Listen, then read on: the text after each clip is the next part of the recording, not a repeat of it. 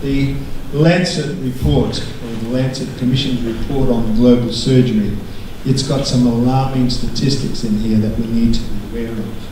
Currently, the world population is just over 7 billion people, and of that, some 5 billion people can't access surgery. That's 70% of our planet unable to access essential surgery. As a result of that, some 17 million people are dying each year. So, ladies and gentlemen, a statistic that demands a response, or at least demands that we do something about it. Let me put this a little bit into perspective.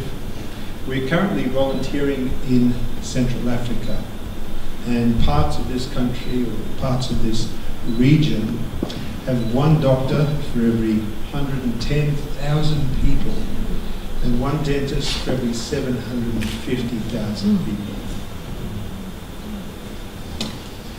You know, we can get lost with the numbers, but behind every number there's a face, and every face has a name and have a story. This is Jennibo. She's one of our patients from Central Africa. She came with when she was 18, she had a small goiter. And as you know, in Australia, if you have something like this, you can pop down to your local GP, down to your local clinic, and have it dealt with very quickly and simply. But there's no one to provide surgery for her, so it continues to grow each year. And as it does, it starts to weigh on her and give her shortness of breath, lack of oxygen, and suffocation. And many people die like that, a horrible death indeed. I think this patient here, Sambane, it's just an amazing story. 20 years he had this tumour growing on his neck. It took us 20 years to find him. He was in Madagascar. We found him. It weighed 8 kilograms by the time we found him, and twice the size of his head. It took 6 men 2 days to bring him to our hospital ship. And then it took the surgeons 14 hours to remove this tumour. But we had the pleasure of taking him home. And here you can see his sister, who couldn't recall seeing him without this big tumour. This is Yaka, and in countries that use open fires for heating and cooking, this type of injury is very common. Yaka was playing around Mum as she was cooking at dinner time, and she fell backwards into the boiling rice water. And you can see that type of injury there that's occurred, and the contraction, the skin joining the side of her body. Our surgeons not only able to release this contraction, but then the physiotherapists were able then to provide her with physio so that she can get the full range of her arm movement again.